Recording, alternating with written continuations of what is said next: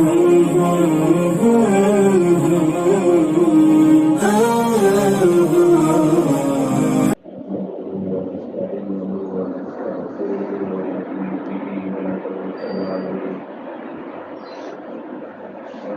بالله من شرور أنفسنا ومن سيئات أعمالنا ونعوذ بالله من شرور أنفسنا ومن سيئات أعمالنا من يهده الله فلا مضل له ومن يضلل فلا هادي له ونشهد أن لا إله إلا الله وحده لا شريك له ونشهد أن سيدنا ومولانا محمدا عبده ورسوله أما بعد فأعوذ بالله من الشيطان الرجيم بسم الله الرحمن الرحيم ومن يعمل مثقال ذرة خيرا يره ومن يعمل مثقال ذرة شرا يره صدق الله العظيم.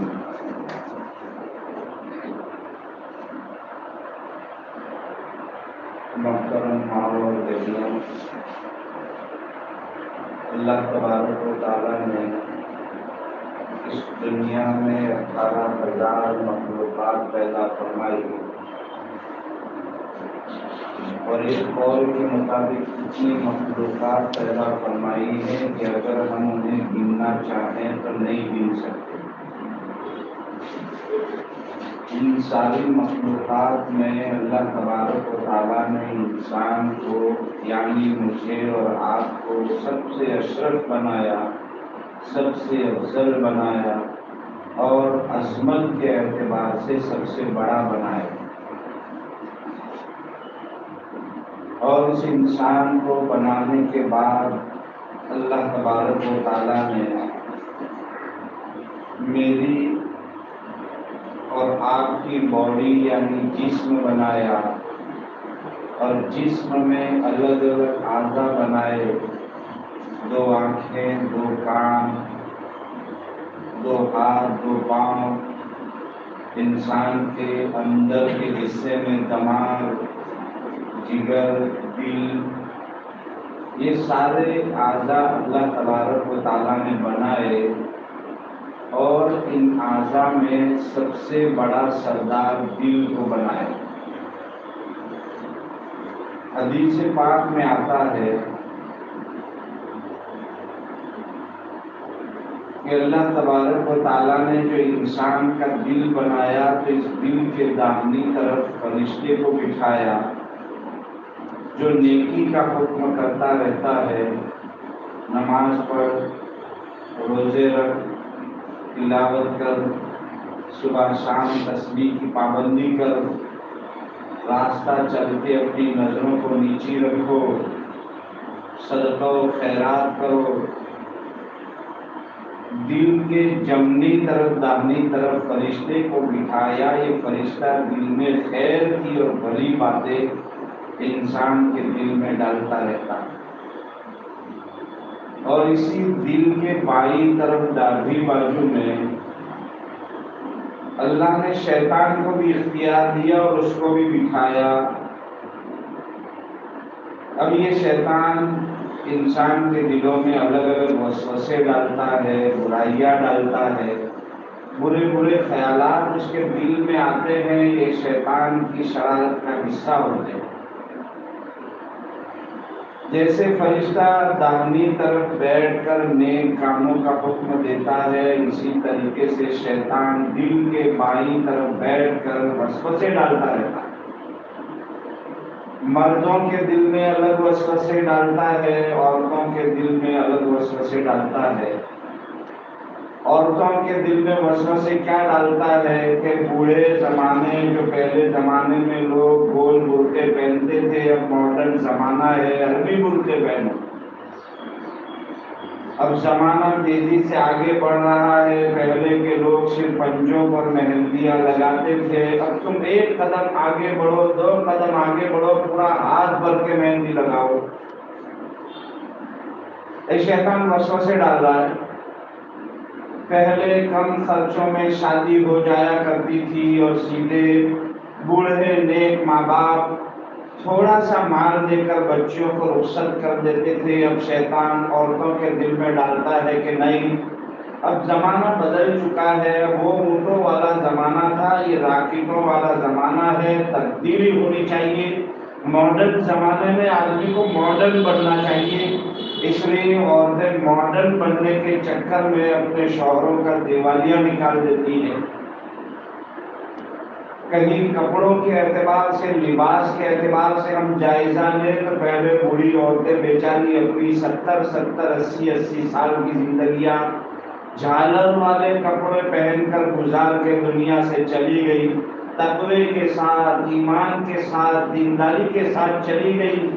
लेकिन आज का बड़ा शैतान मुझे आपको मॉडर्न जमाना दिखा के नए नए चुस्त कपड़ों में, पतले कपड़ों में, कटिंग कपड़ों में, फिट पायजामों में, चुस्त बुर्कों में लाकर कहता है ये मॉडर्न जमाना है, इसी एतबार से चलोगे तो दुनिया मॉडर्न करेगी, वरना तुम जाहिल के जाहिल रह जाओगे।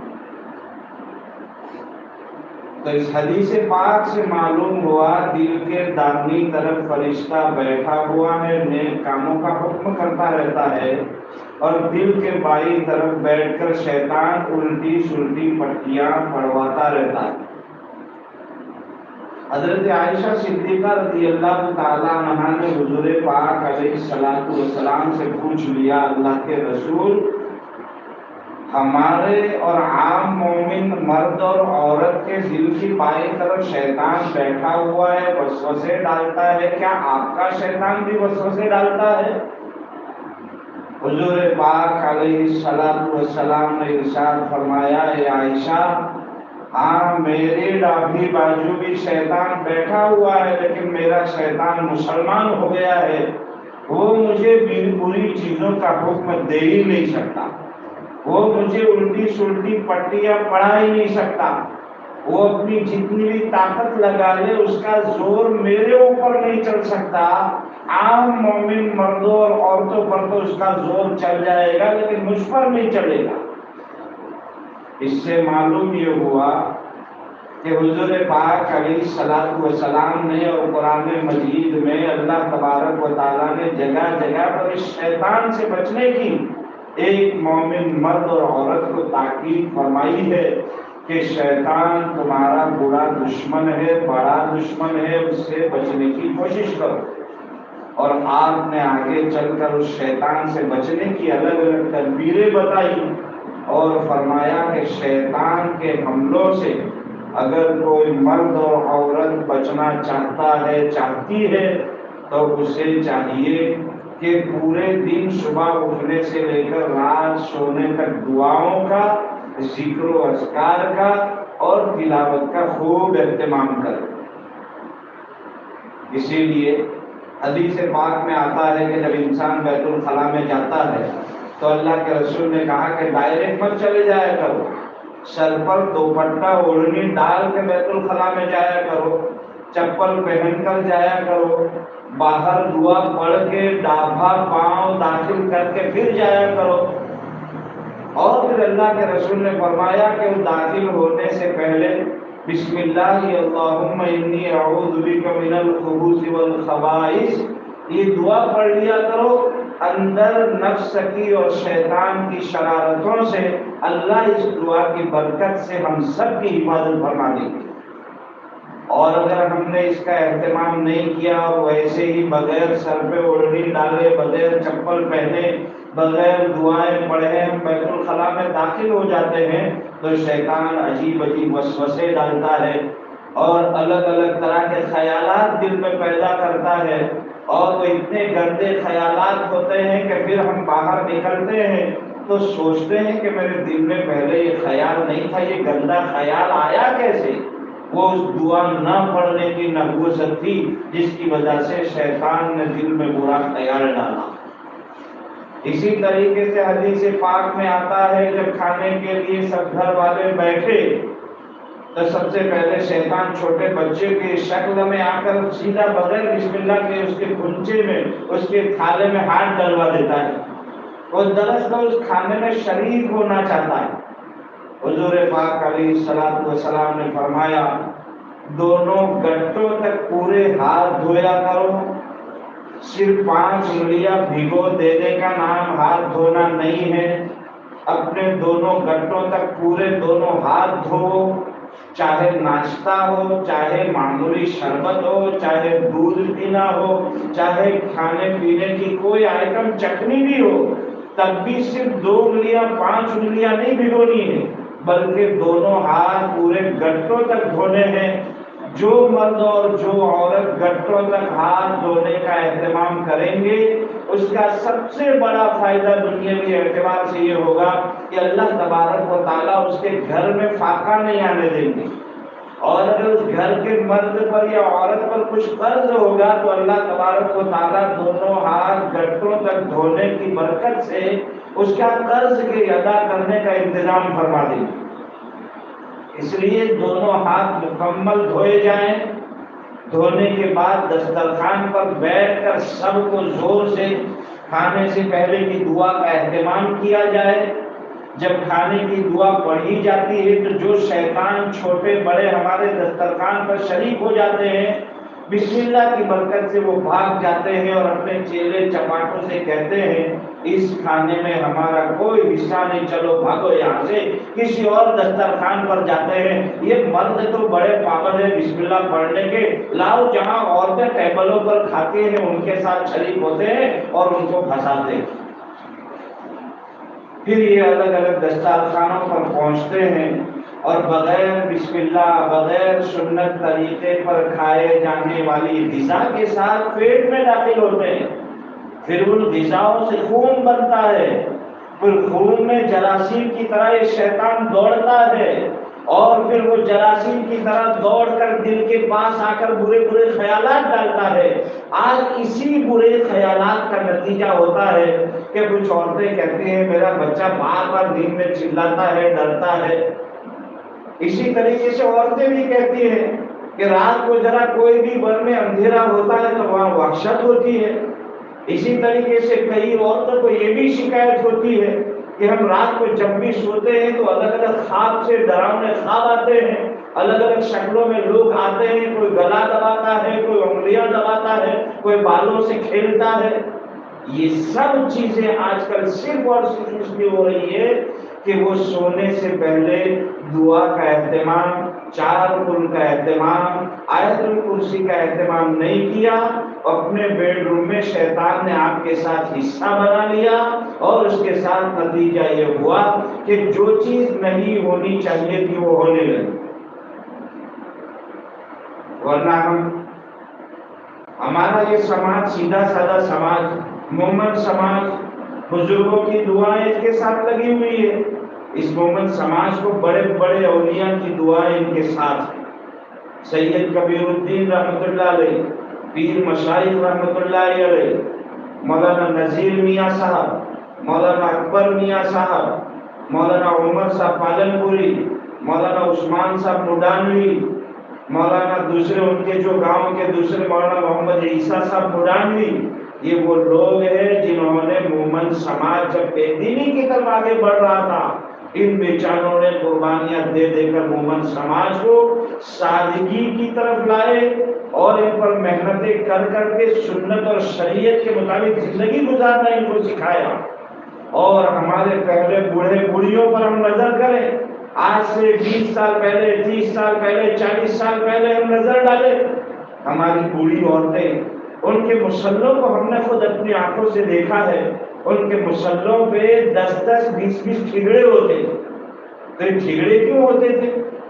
وہ نمازوں کے اتنے پابند تھے، مصلوں پر ان کا وقت زیادہ گزرتا تھا۔ ہمارے جیسے فرش پر زیادہ وقت گزرتا ہے، ان کا مصلوں پر گزرتا تھا، اور اس مصلوں پر ان کے 12-13 گھنٹے گزرنے، اشراق، چاش، اوابین، تہجد، تلاوت، تسبیحات، درود شریف کی پابندی کی وجہ سے وہ مصلوں پر ٹھگڑے کے ٹھگڑے آ جاتے تھے، اور ایک ایک مصلے پر ہم دیکھتے تھے کبھی کبھی 15-15 ٹھگڑے ہوا کرتے تھے۔ تو ان کا وقت جب مصلوں پر گزر سکتا ہے تو ہمارا وقت مصلوں پر کیوں نہیں گزر سکتا؟ ہمارا وقت زیادہ تر بازاروں پر کچن میں کیوں گزرتا ہے؟ ہمارا وقت زیادہ تر گھر کی صفائی یہ بھی ضروری ہے، کچن میں کھانا پکانا یہ بھی ضروری ہے، گھر کے دوسرے امور کو انجام دینا یہ بھی ہمارے دل میں ضروری ہے، لیکن یہ کوشش کرو کہ زیادہ تر وقت عبادت میں گزرے، تسبیحات میں گزرے، نیکی میں گزرے، نیک کاموں میں گزرے۔ جب یہ سب کام ہم کریں گے تو اس کی برکت سے اللہ تبارک و تعالیٰ گھر کے اندر کا ماحول، شوہر بے نمازی ہوگا تو ایک نہ ایک دن اس کے دل میں اللہ بات ڈالیں گے، اس مرد کو کہ تجھ کو حیا نہیں آتی، تیری بیوی بیچاری 40 سال کی 50 سال کی جب دیکھو مصلے پر اور تو بازاروں میں گھومتا ہے۔ اس شوہر کو ایک دن دل پہ چوٹ لگے گی اور وہ بے نمازی ہوگا تو نمازی بن جائے گا۔ وہ اللہ کے راستے میں لوگ سمجھاتے سمجھاتے تھک گئے، وہ 2018 میں کہہ رہا تھا 19 میں جاؤں گا، 19 میں کہا تو 20 میں جاؤں گا، 20 سے 24 ایسے زندگی گزر جاتی ہے۔ اس کے زیادہ تر اثرات گھر میں عورتوں کا دیندار نہ ہونا ہے۔ اگر عورتیں گھر میں دین کے معاملے میں اسٹرک ہو جائے، اپنے بچوں کی تربیت میں اسٹرک ہو جائے، تو یقین مانیے یہی گھر جو آج بہت برا اور جہنم کدہ بنا ہوا ہے، یہ جنت کا نمونہ بن جائے۔ رات کو دیکھو تو فضائل اعمال کی تعلیم ہو رہی ہے، مغرب کے بعد شوہر گھر میں آیا، بیوی کو پوچھا، بیٹی کو پوچھا، بہن کو پوچھا یہ ہاتھ میں کیا ہے؟ تو گھر والے کہے یہ تو ہم سورہ واقعہ روزانہ پڑھتے ہیں۔ فجر کے بعد شوہر گھر میں آوے، بھائی گھر میں آوے، باپ گھر میں آوے اور پوچھے تمہارے ہاتھوں میں کیا ہے؟ کہا ہم تو روزانہ سورہ یاسین کی تلاوت کرتی ہیں۔ رات کو آئے عشاء کے بعد تو سورہ ملک کی تلاوت ہو رہی ہو۔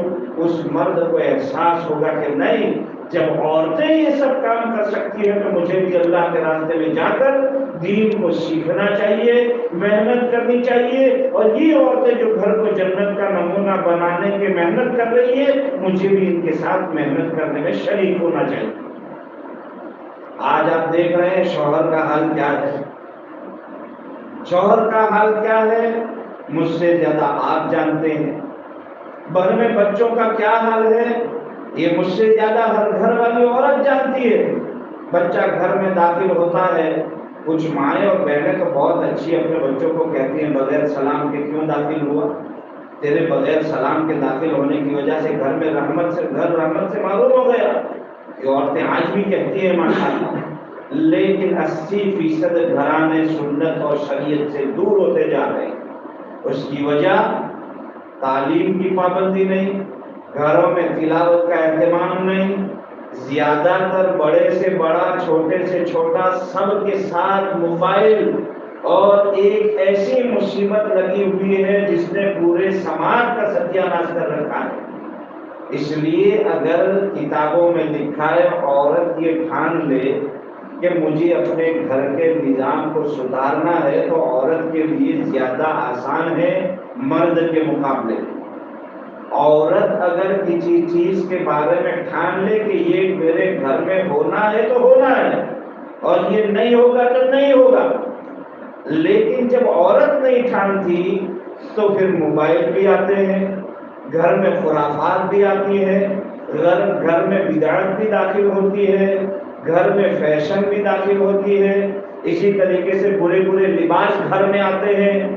اور جب عورت نیک ہوتی ہے، صالح ہوتی ہے، اللہ سے ڈرنے والی ہوتی ہے، اس کے دل میں یہ بات بیٹھی ہوئی ہے کہ 60-70 سالہ زندگی تو ویسے گزر جائے گی، اصل تو قبر کی زندگی، قبر روزانہ ایک دن مجھے اور آپ کو جانا ہے اور اس قبر میں لیٹنا ہے، لوگ اس وقت وہاں پر چھوڑ کر چلے جائیں گے۔ یہ جتنی محبت کے دعوے کرنے والی عورتیں پاس میں بیٹھتی ہیں اور رات دن غیبتوں اور دوسری الٹی سلٹی حرکتوں میں ساتھ دیتی ہیں، یہ سب اس وقت آپ اکیلی رہ جاؤ گی اور قبر میں صرف آپ کو اپنی قبر میں اکیلے جانا ہے، آپ کو اپنی قبر اور اعمال کے بارے میں خود جواب دینا ہے۔ اس وقت آپ ان سہیلیوں کو ڈھونڈو گی کوئی نظر نہیں آئے گا، آپ کی قبر میں آپ کو اکیلے سوال کرنا ہے، اکیلے سونا ہے اور اکیلے سوال کا جواب دینا ہے۔ اس وقت ہم جن کے ساتھ یہ خرافات مچا رہے تھے، گلیوں میں دروازوں پر بیٹھ کر سہیلیوں کو جمع کر کے گپے ہانک رہے تھے، اس وقت یہ سب کے سب جدا ہو جائیں گے۔ اس لیے کسی بھی کام کو کرنے سے پہلے سوچ لیا کرو کہ دنیا میں 40-50 سال، زیادہ سے زیادہ 60-70 سال رہنا ہے، لیکن قبر میں ہزاروں سال سونا ہے۔ اور اگر اچھے اعمال رہے تو بہت اچھا، اور اگر برے اعمال رہے تو وہی پھر سانپ، وہی پھر ڈسنے والے بچھو، اور وہاں پر نہ جانے خدا کی طرف سے ہونے والا عذاب، اور یہی قبر جس کو کئی لوگوں نے محبت سے آپ کو اس قبر کے حوالے کیا تھا، یہ جہنم کا انگارہ نہ بن جائے۔ وہاں قبر کے فرشتے آپ سے یہ کہیں کہ دنیاوی زندگی میں فیشن سے منع کیا، مغربی تہذیب سے تم کو منع کیا تھا، آپ کو بار بار سمجھانے والے سمجھا رہے تھے، دودھ والا آئے تو اس کے سامنے اپنے چہرے کو ڈھانپ دیا کرو، کھلے چہرے کے ساتھ مت جاؤ۔ آپ کو سمجھانے والے سمجھا رہے تھے۔ بازار میں جاتے وقت سبزی بیچنے والے جب اپنے آنگن میں آتے تھے یا آپ سبزیاں خریدنے کے لیے جاتی تھی تو آپ کو لوگ سمجھا دیتے کہ ان کے سامنے پردے کرو، دودھ والا آئے تو اس سے پردہ کرو، اسی طرح سفر میں جاؤ تو سفر میں پردہ کرو۔ آپ کا چہرہ اللہ نے اتنا قیمتی بنایا ہے کہ کسی غیر محرم کو اجازت نہیں دی کہ اپنے قیمتی چہرے پر نظر ڈالے، لیکن جب آپ بھی اپنا پردہ نہ کرنا چاہے تو کہنے والا تو کہہ کے چھٹا ہو جائے گا، لیکن آپ ہمیشہ ہمیشہ کی قبر میں اور جہنم میں جلتی رہے گی۔ اس لیے میری ماؤں بہنوں، ہم قرآن مجید پڑھتے ہیں اور قرآن مجید کے واقعات بار بار ہم سنتے بھی ہیں، اس میں قرآن مجید میں مردوں کے لیے بھی ہدایات ہیں، عورتوں کے لیے بھی ہدایات ہیں۔ آپ نے دنیا کے سب سے بڑے فرعون، مصر کے سب سے بڑے فرعون جس نے خدائی کا دعویٰ کیا، اس نے اپنے ملک میں قانون بنا رکھا تھا کہ میں تم سب کا خدا ہوں، تم میرے سامنے سجدہ کرو۔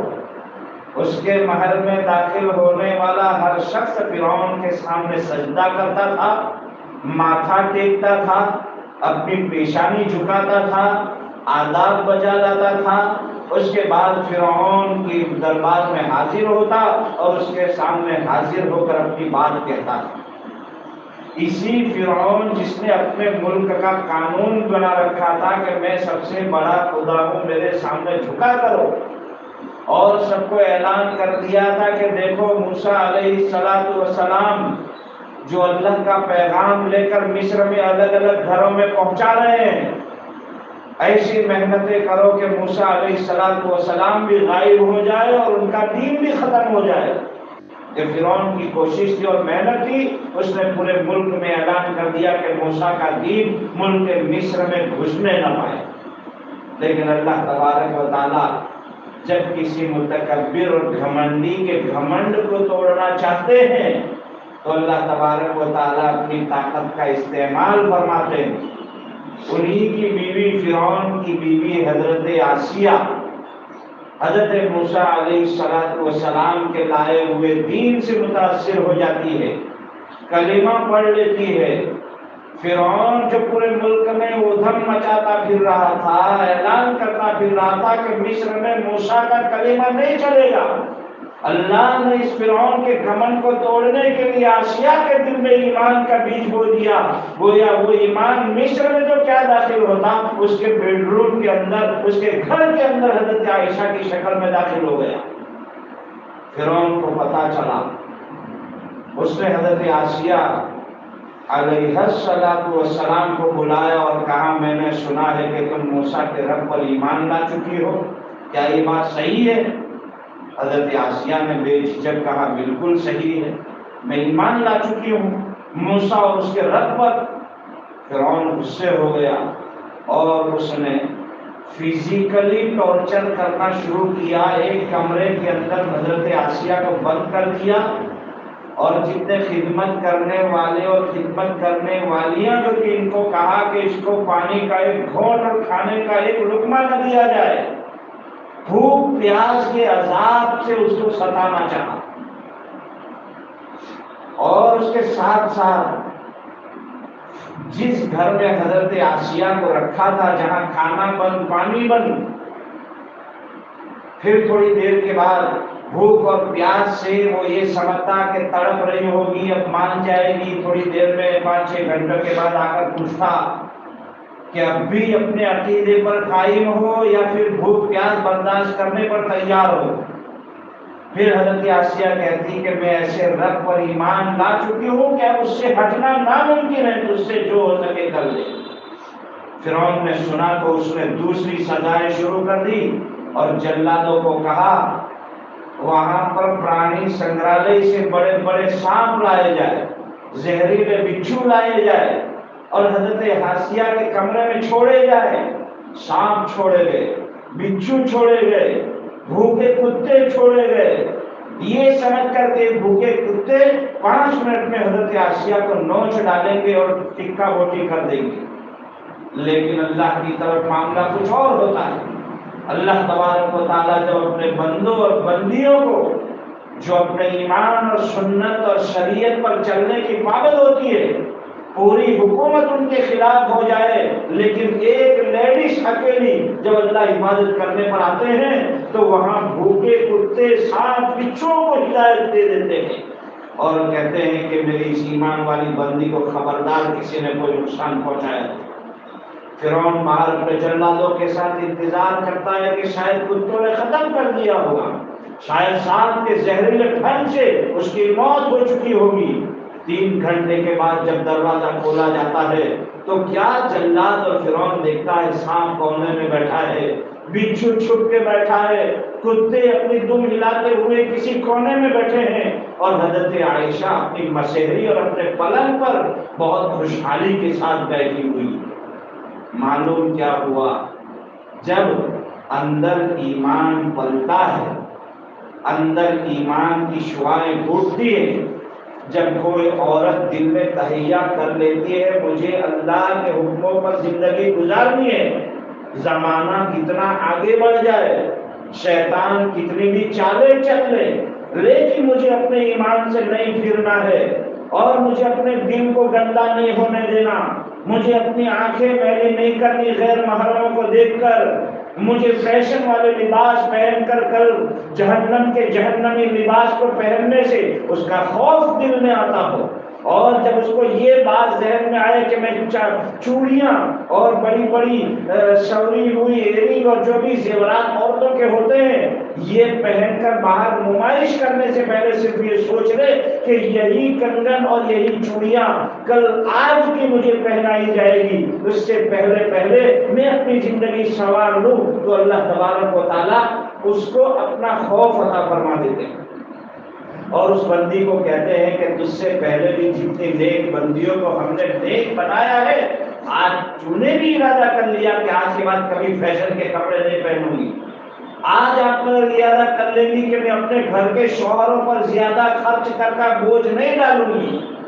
آج کل ہم سنتے ہیں عورتوں کی فرمائشیں، منے ایسی والو جوڑو نہیں چالے، منے تو 150 کے 200 والو لائن آلو، انائنا اوپر جھری چم نہ کر، انہیں ٹکڑیوں چم ہوشی سا، اور نہ پہلا تو یہ مزدورہ پہنتی تھی انہوں تو 4-4 ہزار میں جوڑو تو مانو 2,000 میں چم تھے، ایسا کر کے کمپٹیشن کرتی، اپنی بیٹیاں رخصتی کے وقت سب محلے والوں کو بلاتی ہیں اور ان کو دکھائی جاتی ہیں، اور اگر کوئی عورت نہیں آتی تو کہتے ہیں تو میری بیٹی دیکھنے کیوں نہیں آئی، ہم بھی تیرے کسی فنکشن میں اور تیری میرج میں یا تیرے نکاح میں یا تیری خوشی کے موقع پر میں بھی نہیں آؤں گی۔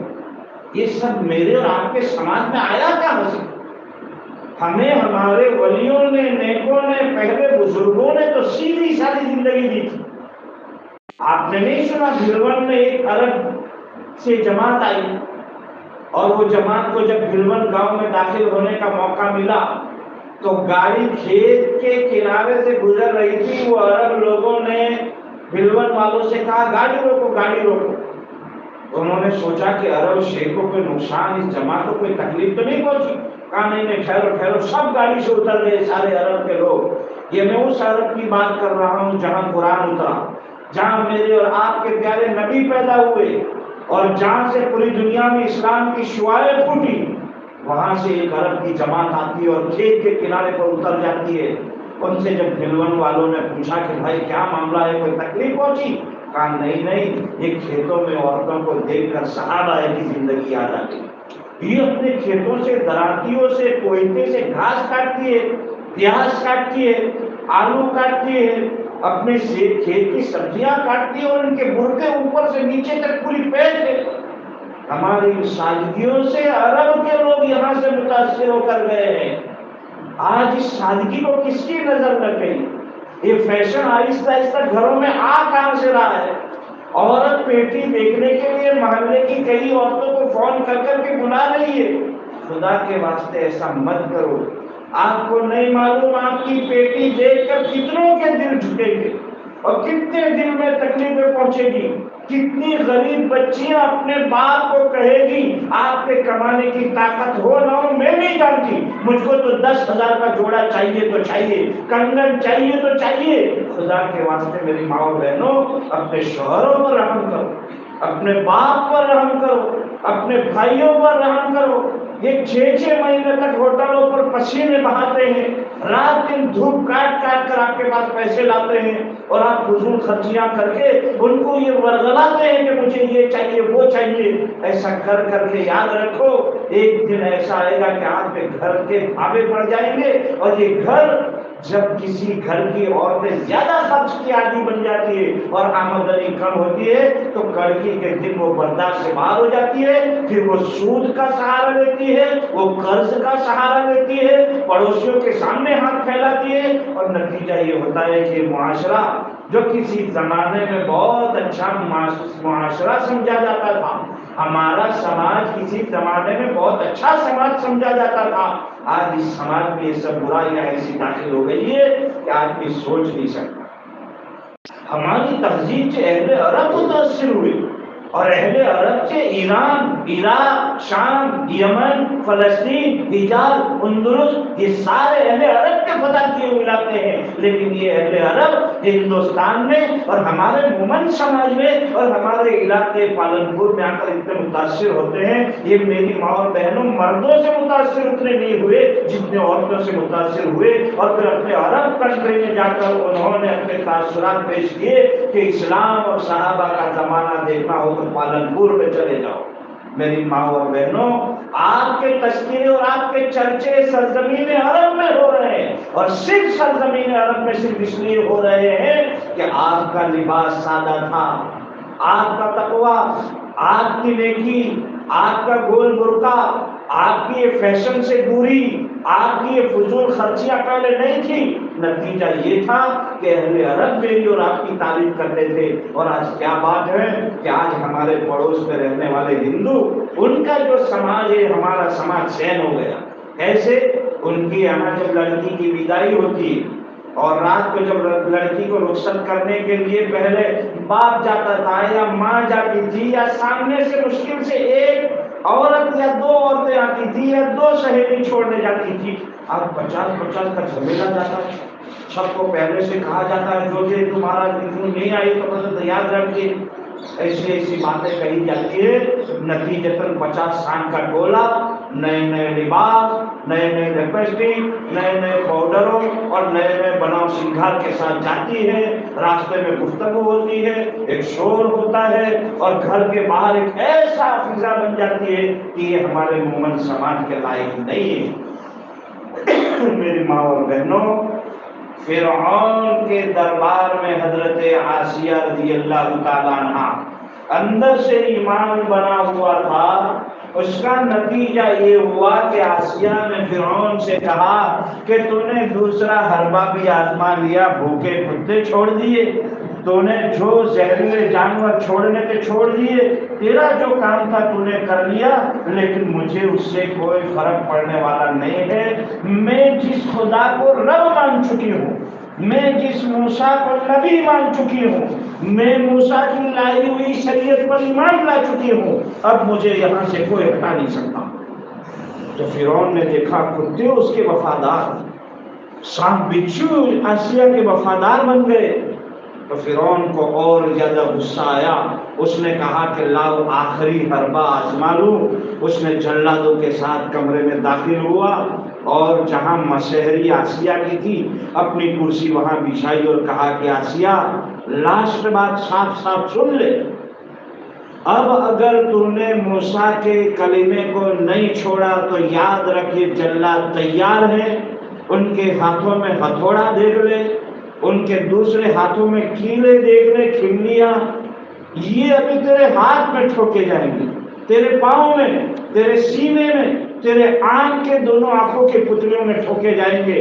یہ آخری بار تجھ کو موقع دیتا ہوں کہ تو اپنے موسیٰ کے رب سے پھر جا, اس کے کلیمے کو چھوڑ دے اور ان کے دین کو چھوڑ دے. پھر سے تجھے وہی عیش کراؤں گا جو پہلے محل میں تیرا وٹ چلتا تھا, وہی وٹ چلے گا. اس آسیہ نے ایسا نہیں تھوڑی دیر سوچا کہ ہاں میں اسی میں رہتی تھی, میرے ایک ایک ہاتھ میں 4-4 کروڑ کے کنگن رہتے تھے, میں بڑی بڑی نرم نرم قالینوں میں سوتی تھی اور وہاں چلتی تھی. ایسا کچھ نہیں سوچا. اور اس فرعون کو ایسا لگا کہ شاید اندر سے پگھل جائے گی, چونکہ اب تو ہتھیڑے اور کیل کا مسئلہ ہے. لیکن حضرت آسیہ نے صاف کہہ دیا. ابن کثیر کی روایت ہے صحیح سند کے ساتھ, جب فرعون نے حکم دے دیا آسیہ کا کھلا جواب دے کر کے تجھ سے جو ہو سکتا ہے کر لے, لیکن یہ امید مت رکھنا کہ میں موسیٰ اور اس کے رب کا کلمہ چھوڑ دوں, ایسی امید مجھ سے چھوڑ دے. جب فرعون نے سنا تو اس کا غصہ اور 7ویں آسمان پر پہنچ گیا. اس نے جلادوں کو حکم دیا اس کے ہاتھ پاؤں باندھ دو. چنانچہ حضرت آسیہ کو رسیوں پر مشہری سے باندھ دیا گیا, ایک ہتھوڑا لایا گیا اور اس کے کیلے ٹھوکنے کی تیاری چل رہی تھی. حضرت آسیہ نے ہاتھ تو بندھے ہوئے تھے, کیسے ہاتھ اٹھاتی, دل میں اپنے رب سے کہا اے اللہ, فرعون کے محل کو لات میں نے تیری رضا کے لیے ماری. فرعون کے محل کا سارا کھانا اور سارا وقت, ساری لذتیں, سارا عیش, سارا آرام, یہ سب چیزیں میں نے تیری محبت میں چھوڑ دی ہے. اے خدا تو گواہ ہے کہ مجھے الگ الگ یہ سارے سونے کے کنگنوں سے نفرت ہو گئی, ڈالر اور پاؤنڈ سے نفرت ہو گئی, عیش اور عشرت کو میں نے سب کو جھونک دیا صرف تیری محبت میں. اب میں تجھ سے ایک دعا کرتی ہوں, رب ابن لی عندک بیتا فی الجنہ. حضرت آسیہ رضی اللہ تعالی عنہا نے دل میں دعا کی, اے اللہ مجھے اپنے پاس بلا لیجئے اور آپ کے بالکل پڑوس میں میرے لیے ایک مکان بنا دیجئے. یہ قرآن مجید میں اللہ تبارک و تعالیٰ نے دعا نقل فرمائی. اللہ تبارک و تعالیٰ نے ان کی یہ بات سنی. تفسیر ابن کثیر کے ایک راوی بیان کرتے ہیں کہ اللہ نے ان کے دل سے جیسے دعا نکلی, فوراً فرشتوں کو کہا جلدی سے میری آسیہ کے پاس جاؤ اور اس کی روح اتنی نرمی سے نکالو کہ پتہ نہ چلے سامنے والوں کو کہ زندہ ہے کہ مر چکی ہے. چنانچہ روح فرشتے عزت کے ساتھ آسمانوں پر لے جانے لگے. ادھر فرعون اور اس کے جلاد غصے کی حالت میں ہاتھوں میں کیل ٹھوکنے لگے, پاؤں میں کیل ٹھوکی, پیٹ میں کیل ٹھوکی, آنکھوں میں کیل ٹھوکی, اور وہ یہ سمجھ رہے تھے زندہ ہے. لیکن ان بیوقوفوں کو نہیں معلوم تھا کہ اللہ کا قدرتی نظام کچھ اور چل رہا ہے. روح پہلے ہی اللہ نے فرشتوں کے ذریعے اوپر بلا لی اور یہ خالی لاش پر کیل ٹھوکتے رہے اور یہ لاش فرشتے عزت کے ساتھ لے گئے. اللہ تبارک و تعالیٰ کے حضور میں پہنچے. اللہ تبارک و تعالیٰ نے حضرت آسیہ کی روح دیکھ کر کہا, اے آسیہ تجھے تیرے کسی دکھ کو بتانے کی ضرورت نہیں, تیرے ساتھ زمین پر کیا کیا معاملہ ہوا ہے, تجھے کتنے گھنٹوں بھوکا رکھا گیا, پیاسا رکھا گیا, شیر چھوڑے گئے, کتے چھوڑے گئے, سانپ بچھو چھوڑے گئے, یہ سب منظر ہم نے دیکھا ہے.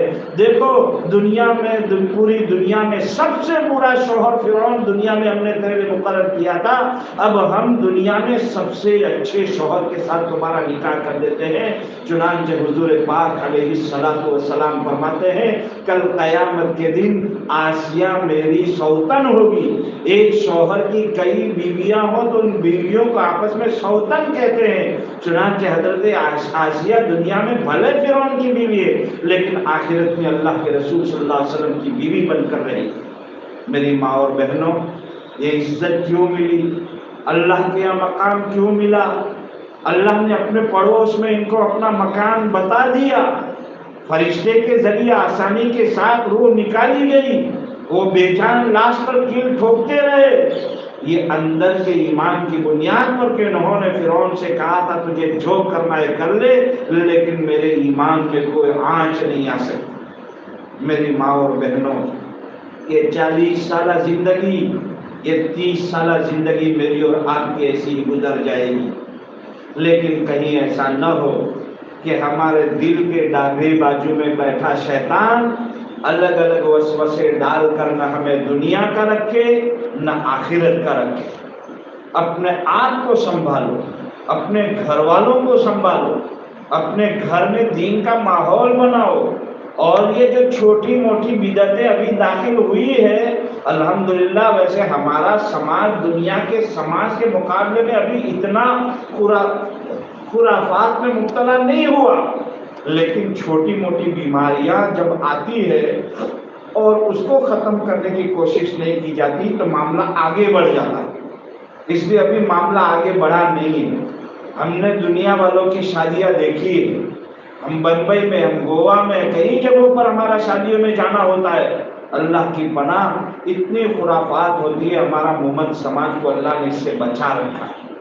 اس لیے ہمیں اپنی سادگیوں پر پھر سے واپس لوٹ آنا ہے، اور جن امریکہ اور جن یہودیوں کے لائی ہوئی فیشن کے پیچھے ہم بھاگ رہے ہیں، اگر ان کی داستان سنانے کا وقت ہوتا تو میں وہ بھی سناتا کہ جن لوگوں نے یہ فیشن نکالی ہے، اور جو لوگ موبائل بنانے والے ہیں، اور جو لوگ ان تہذیبوں کو ایجاد کرتے ہیں، یہ سب کے سب اگر ان کے گھر والوں کا جائزہ لیا جائے، جیسے مثال کے طور پر ہم نے ایک انٹرویو سنا موبائل میں کہ جس نے سب سے بڑا موبائل لانچ کیا، اس کے جس نے بنایا، اس بنانے والے سے پوچھا گیا کہ بھائی یہ موبائل جو بنایا گیا ہے 2 لاکھ 5 لاکھ کا، تو تمہارے گھر کے ہر فرد یہ بڑا بڑا موبائل استعمال کرتے ہیں؟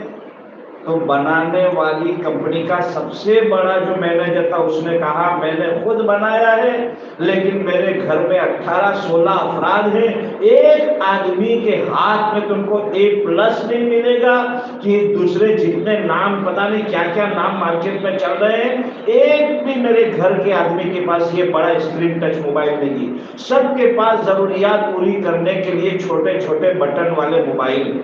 اس سے پوچھا بھائی تم نے بنایا، ٹیکنالوجی دنیا کو دی، اور تم خود استعمال نہیں کرتے؟ تو اس نے کہا کہ ہاں میں نے 2 نیتوں سے بنایا ہے موبائل۔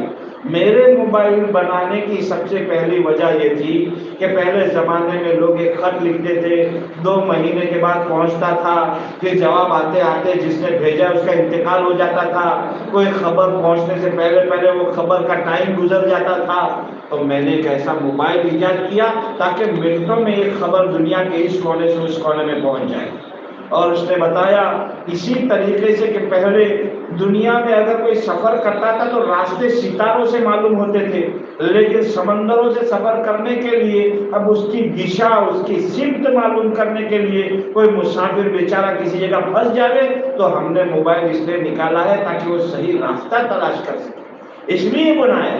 ہم نے یہ ننگے ناچ دیکھنے کے لیے نہیں بنایا، ہم نے اپنا اخلاق کا جنازہ نکالنے کے لیے نہیں بنایا، ہم نے ان موبائلوں پر گھنٹوں گھنٹوں بات کر کے اپنی صحت خراب کرنے کے لیے نہیں بنایا، ہم نے ان موبائلوں میں ایسی گندی چیزیں جو اخلاق کو بگاڑے، جو ایمان کو بگاڑے، کہ نماز کا وقت ہو رہا ہے تو بھی بھان نہیں، 2 بجے تک لڑکیاں اور جوان لڑکے کھیل رہے ہیں، کوئی کرکٹ کی دنیا میں مست ہے، کوئی گیم کی دنیا میں مست ہے، کوئی پکچر اور الٹی سلٹی سیریلیں دیکھ کر اپنا وقت ضائع کر رہا ہے۔ وہ بنانے والا خود کہہ رہا ہے میں نے کبھی اس نیت سے نہیں بنایا، یہ ساری چیزیں میرے سامنے تھی، اس لیے میں نے اپنے اور اپنے گھر والوں کو بچا رکھا ہے، اور ہمارے پورے گھر کا جائزہ لے لو کسی کے پاس اسکرین ٹچ نہیں ملے گا۔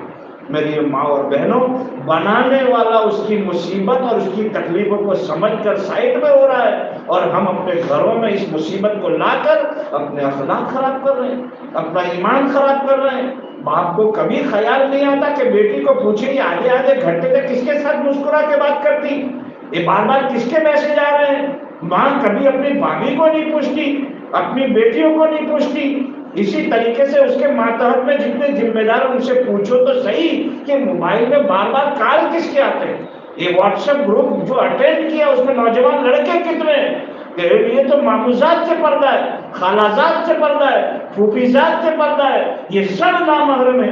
پھر تو نے ان کا نمبر اٹینڈ کیسے کیا؟ تیرے موبائل میں آیا کیسے؟ میری ماں اور بہنوں، یہ آپ کی چھوٹی موٹی ڈانٹ یقین مانیے کل کو آپ کے بچوں کے منہ سے کلمہ جاری کروا دی. اور اگر آپ نے ایسا نہیں کیا، آپ باوجود دیکھنے کے کہ میرے گھر والے نوجوان لڑکے لڑکیاں فیشن میں مبتلا ہو رہے ہیں، شادیوں میں فضول خرچیاں کر رہے ہیں، گھر کے نظام کو بگاڑنے کے پیچھے پڑے ہوئے ہیں، موبائلوں پر گھنٹوں گھنٹوں اپنا وقت ضائع کر رہے ہیں، اور اگر اس کے بعد بھی آپ چپ رہی تو یقین مانیے کل 6 فٹ کی قبر ہوگی، وہاں پر فرشتہ مقرر ہوگا، وہ وہاں بالوں سے پکڑے گا اور پوچھا جائے گا تمہیں اولاد دی تھی، تمہیں کتنی دنیا میں عورتیں کی، 20 سال تک ہم نے ان کو اولادیں نہیں دی، تم نے جب نکاح کیا اور سردے میں جا کر تم نے کسی ولی سے دعا کروائی، ہم نے تمہیں اولاد دی، تم نے اولاد کا یہی حق ادا کیا. تم کو اسی لیے ہم نے اولادیں دی تھی کہ وہ نماز پڑھتے کہ نہیں پڑھتے کوئی نگرانی نہیں، وقت پر تلاوت کے لیے قرآن لے کر بیٹھتے کہ نہیں بیٹھتے کوئی نگرانی نہیں. یاد رکھو یہ سب کچھ ایک نیک عورت جب ہوتی ہے تو اپنے گھر میں ایک ایسا ماحول بنانے کی کوشش کرتی ہے جو حضرت فاطمہ نے بنایا. صحابیہ کرام جتنی صحابیات ہیں ان کے واقعات مجھے اس وقت سنانے کی ضرورت نہیں، فضائل اعمال میں، حیات الصحابہ میں اور دوسری گھروں میں ہونے والی تعلیم کی کتابوں میں ہم سنتی رہتی ہے، لیکن اس سننے کے بعد دل نہ پگھلے، خدا کا خوف دل میں نہ آئے، قبر کا خیال دل میں نہ آئے، آخرت کی زندگی اس وقت خیال میں نہ آئے. کم از کم اتنا تو تصور کر لو میری ماں اور بہنوں کہ ہم جب بچے کو اسکول بھیجتے ہیں تو ہماری کوششیں یہ ہوتی ہے میرا بچہ پہلا نمبر لا دے. تو کم از کم یہ بھی تو سوچو خدا کے دربار میں جب حساب کتاب شروع ہو تو میرے اور میرے گھر والوں کا پہلا نمبر آئے. یہ کیا کہ ان کو اخلاق کی برائیوں کی طرف دیکھنے کے باوجود بھی خیال نہیں آتا. اس لیے میری ماں اور بہنوں کہنے کا مقصد صرف اور صرف یہ ہے، میں کیا مجھ جیسے کئی لوگ ان کرسیوں پر بیٹھ کر آپ کے سامنے بات کر چکے ہیں. آپ میری ماں کے درجے میں بڑی عمر کی عورتیں اور چھوٹی عمر کی عورتیں بہن کے درجے میں ہیں، اس سے چھوٹی عورتیں بیٹی کے درجے میں ہیں. آپ ہی کے سماج کا ایک آدمی ہوں، کوئی ڈانٹنے کے لیے نہیں بیٹھا، کوئی ایسا غصے کا اظہار کرنے کے لیے نہیں بیٹھا. یہ ہماری مومن سماج اتنی بھولی بھالی قوم شیطان کی چنگل سے کیسے نکلے؟ ایک دل میں کڑھن ہے، ایک دل میں درد ہے، آپ کی محبت میں یہ سب باتیں کہی جا رہی ہے اور حدیث اور قرآن کی روشنی میں آپ کو سمجھائی جا رہی ہے. اب اس میں سے کچھ لوگ ایسے ہوتے ہیں کہ ایسے بولنے والے تو بہت آئیں گے، اپنے کو لائف اسٹائل نہیں بدلنی ہے، یہ قیامت قبر یہ مولویوں کا کام ہی ہے. یاد رکھو اگر ایسا سوچ کر دامن جھاڑ کر یہاں سے چلی جاؤ گی تو کہنے والا تو کہہ کر چلا جائے گا، لیکن اس کے بعد کی زندگی آپ کی جو گزرے گی اس میں برکت نہیں ہوگی. دین کے پر چلنے کا شوق اللہ ختم کر دیں گے، سنتوں پر چلنے کا جذبہ اللہ ختم کر دیں گے. اور اگر آج یہ تہیہ کر کے اٹھو گی کہ نہیں اپنے آپ کو اندر سے بدلنا ہے، خود کو بدلنا ہے، اولاد میں دین لانا ہے، گھر کو بدلنا ہے، سماج کو بدلنا ہے، سماج میں موجود برائیوں کو ختم کرنے میں مجھے اپنے آپ کو پیش کرنا ہے، تو یقین مانیے یہ جو ہمارے گھر ساس بہو کی تو میں جہنم بنے ہوئے ہیں نا. آج ہم کیا دیکھتے، ایک ساس کے گھر میں کوئی نئی بیٹی آتی ہے تو ہونا تو کیا چاہیے تھا کہ وہ بہو کہتی بیٹی آج میری اب تک 2 بیٹیاں تھی، آج تو میری تیسری بیٹی ہے، کوئی فکر مت کرنا یہ تیرا گھر ہے، یہاں تجھ سے ٹوٹ پھوٹ ہو جائے گا تو میں کچھ نہیں بولوں گی، یا تجھ سے کوئی اخلاقی ایسی بات ہو گئی تو جیسے اپنی بیٹیوں کو سمجھاتی ہوں تو میری تیسری بیٹی ہے تو فکر مت کرنا. اس کے سر پر ہاتھ رکھ کے 2-4 باتیں نرمی سے کرے.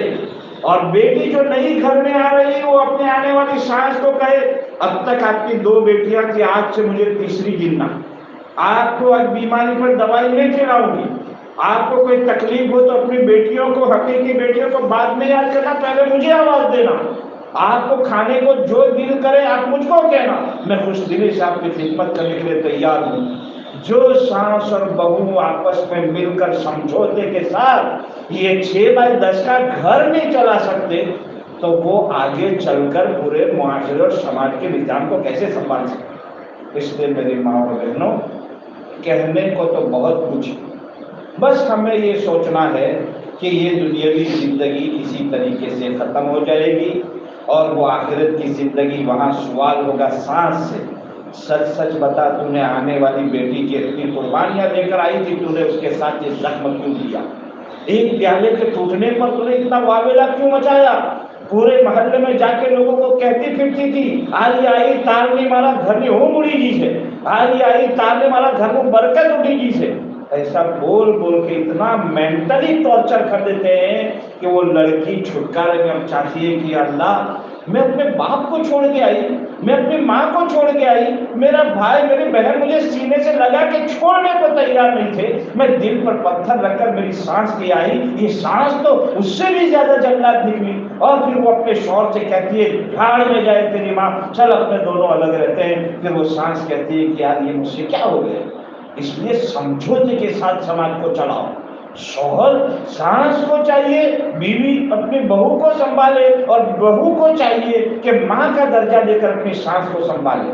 اور بیچارے ان دونوں کے چکر میں وہ باہر سے کنٹالا ہوا آدمی 8 گھنٹے کے بعد آتا ہے، ان کی طوطے میں سن کے وہ باہر بھاگ جاتا ہے، یا بیچارہ ایسا پیس جاتا ہے۔ آپ تو آپس میں لڑ لیتے ہو، لیکن شوہر پر بعض لوگ کتنی باتیں کرتے ہیں، اس بیچارے کو کتنا ذلیل کرتے ہیں، آپ کو نہیں معلوم ہے؟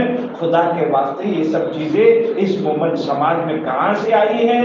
اگر مان لو آئی بھی ہے تو ایسا نہیں ہے چوہے مارنے کی دوا مارکیٹ میں آ گئی، چونٹی مارنے کی دوا مارکیٹ میں آ گئی، تو یہ جراثیم جو ہمارے یہاں آ رہے ہیں ان کو مارنے کی دوا یہ ہے ہم اچھے اخلاق پیدا کریں، اپنے دل کو وسیع کریں، اللہ سے مانگے اللہ میرے گھر کو پھر سے جنت کا نمونہ بنا دے۔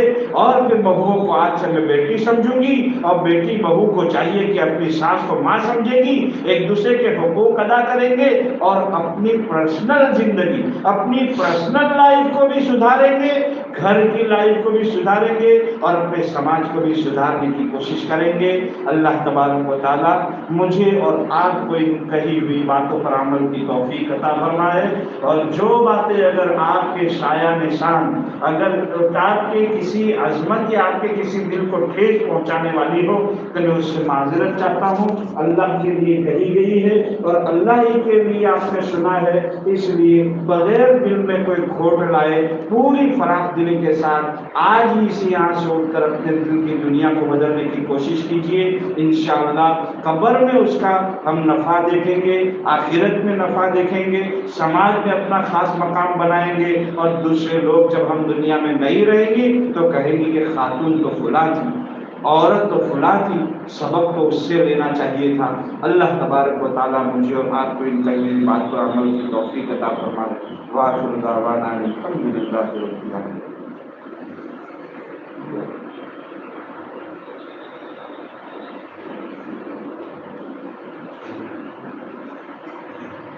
الحمد للہ رب العالمین، اللہم لک الحمد کلہ ولک الشکر کلہ ولک الملک کلہ وإلیہ یصعد الکلم الطیب کلہ، اللہم لا احصی ثناء علیک انت کما اثنیت علی نفسک، ربنا آتنا فی الدنیا حسنہ وفی الآخرۃ حسنہ وقنا عذاب النار، ربنا لا تزغ قلوبنا ربنا لا تزغ قلوبنا بعد إذ هديتنا وهب لنا من لدنك رحمة إنك أنت الوهاب، لا إله إلا أنت سبحانك إني كنت من الظالمين، لا إله إلا أنت سبحانك إني كنت من الظالمين۔ یا اللہ، یا رحمان، یا رحیم، ہمارے گناہوں کو معاف فرما دے، ہماری خطاؤں کو درگزر فرما دے۔ اے اللہ، جتنے گناہ دن میں کیے اسے بھی معاف فرما دے، رات میں کیے اسے بھی معاف فرما دے، छुप कर किए उसे भी माफ फरमा दे, जो याद है उसे भी माफ फरमा दे, जो गुनाह करके भूल गए उसको भी माफ फरमा दे, अगले भी माफ फरमा दे, पिछले भी माफ फरमा दे, तमाम गुनाहों को अपने फजल से माफ फरमा दे। अल्लाह अब बड़े माफ फरमाने वाले हैं। हे अल्लाह आपने बड़े बड़े लोगों को माफ किया है। हे अल्लाह आपकी मोहब्बत की नज़र ने कैसे कैसे काफिरों के दिल बदल डाले हैं। हे अल्लाह हज़रत उमर रज़ी अल्लाह ताला अन्हु नंगी तलवार लेकर हुजूर को कत्ल करने चले थे। हे अल्लाह तेरी एक नज़र ने उन्हें अमीरुल मोमिनीन बना दिया। हे अल्लाह हज़रत जुनैद बगदादी किसी और इरादे से घर से निकले थे, आपने उनको वलियों का इमाम बना दिया। हे अल्लाह ये हमारी माएँ और बहनें, हमारे मर्द और औरतें, इन सब को कबूल फरमा ले, इन पर मोहब्बत की नजर डालकर हे अल्लाह इनको भी अपना खास बंदा और बंदी बना दे, इनको वली और वलिया बना दे। हे अल्लाह अपनी नजर मोहब्बत डालकर अब तक जितने गुनाह हमसे हुए हैं, हे अल्लाह किसी ने देखे हो न देखे हो, लेकिन फरिश्तों ने सब लिख रखा है। ये पूरा रिकॉर्ड कल खुलने वाला है। आज तारीख वाइज कहेंगे बंदे और बंदी, ये फुला साल फुला महीने में फुला तारीख को तूने ये गुनाह किया, हमारे रिकॉर्ड में लिखा हुआ है। हे अल्लाह वो सारा का सारा मिटा दे। आज सच्ची पक्की तौबा करते हैं, माफ फरमा दे। हे अल्लाह बड़े माफ करने वाले हैं। हे अल्लाह ये सीधी सादी औरतें, हे अल्लाह मर्दों के मुकाबले में उनकी अकलें भले ही कम है, लेकिन जब ये दीन के मामले में आगे बढ़ना चाहती है तो अल्लाह आप बड़े बड़े बड़े मर्द भी पीछे छोड़ देती है। हे अल्लाह इनको तहज्जुद गुजार बना दे। हे अल्लाह हमारी माँ और बहनों और बेटियों को दीनदार बना दे। हे अल्लाह बड़ी कुर्बानियों से इन्होंने हमको जन्म दिया है। हे अल्लाह बड़े बड़े वलियों और नबियों को इन्हीं औरतों ने तो जन्म दिया। हे अल्लाह जब ये वलियों को जन्म दे सकती है तो खुद वली नहीं बन सकती। अल्लाह इनको वली बना दीजिए, इनको नेक बना दीजिए। ये अल्लाह रात दिन ही हमारे पीछे मेहनतें करती। ये अल्लाह 3-3 घंटे चूल्हों पर बेचारे हाथ जलने की परवाह किए बगैर खाना बनाती, रोटी पकाती, कपड़े धोती है, हमें गंदा रहने नहीं देती। हे अल्लाह जैसे ही हमारे जाहिर को साफ करने की इतनी फिक्र करती है अल्लाह, तो उनके बातिन को साफ फरमाती है। हे अल्लाह इनको अपने मकबूल बंदियों में शामिल फरमा दे, अखसूल खास बंदियों में शामिल फरमा दे। हे अल्लाह इनकी कुर्बानियों को कबूल फरमा ले। हे अल्लाह इनकी मेहनतों को जाये न फरमा। हे अल्लाह तो इनको बेहतरीन बदला अता फरमा दे। हे अल्लाह जो भी बिगाड़ थोड़ा मोड़ा आया है, जो भी सास बहू की आपस की खटखटे हैं, नौजवान लड़कियों और लड़कियों की थोड़ी बदअखलाकियां हैं, ये अल्लाह इसको भी खत्म फरमा दे और जन्नत का नमूना बना दे। हमारे मोमन समाज को सारी कौमों पर फौकियत अता फरमा दे। ये अल्लाह तारीख में इसके बड़े बड़े तस्करे मिलते हैं, किसकी नजर लग गई, ये शैतान ने इस पूरी कौम को खुराफात में जकड़ दिया है। ये अल्लाह इसको खुराफात से निकाल दे, फिर से दीन पर ले आ, फिर से सादगी पर ले आ, फिर से सादे बुर्के पर ले आ, सादे लिबास पर ले आ, सादे खानों पर ले आ, सादी जिंदगी पर ले आ। हे अल्लाह इसको फिर से संभाल ले, हे अल्लाह दीनदार बना दे। हे अल्लाह बड़ी कुर्बानियां देकर धूप में चल के बेचारी अपने काम का छोड़ के ये सब आई है, सिर्फ इसलिए आई है कि तेरे यहाँ से मग़फ़िरत का परवाना मिल जाए, तेरे यहाँ से माफी मिल जाए। हे अल्लाह सबको माफ फरमा दे, एक एक को कबूल फरमा ले, एक को भी महरूम न फरमा। हे अल्लाह इनके दिल में जितनी जायज तमन्नाएं हैं उनकी तमन्नाओं को पूरा फरमा, उनके कर्ज के बोझ को उतार दे। हे अल्लाह उनके अंदर की समस्याओं को खत्म फरमा दे। हे अल्लाह ये बेचारी अंदरूनी एतबार से कौन क्या परेशान होगा, क्या परेशानी लेकर आई होगी, हे अल्लाह उन परेशानियों को कोई जाने न जाने, तू सब कुछ जानता है, सबकी परेशानियों को दूर फरमा दे, बीमारों को बीमारी की शिफा अता फरमा दे, कर्जों की अदायगी आसान फरमा दे। हे अल्लाह जो बेनिकाह लड़कियां हैं उनको बेहतरीन जोड़े का इंतजाम फरमा दे। اے اللہ جو شادی شدہ ہے اولاد کی متمنی ان کو نیک صالح اولاد عطا فرما دے، اور جن کو اولاد عطا کی اللہ ان کو تو فرما بردار بنا دے، ماں باپ کی آنکھوں کی ٹھنڈک بنا دے، اے اللہ مانگا وہ بھی عطا فرما دے، مانگنے سے رہ گیا وہ بھی عطا فرما دے۔ اے اللہ جس وقت جہاں کہیں جو دعائیں مانگی جائے ہماری دعاؤں کو حضور پاک علیہ الصلوۃ والسلام کے صدقے میں قبول فرما دے۔ جزا اللہ عنا محمد صلی اللہ علیہ وسلم وآخر ربنا تقبل منا انك انت السميع العليم وتب علينا يا مولانا انك انت التواب الرحيم برحمتك يا ارحم الراحمين۔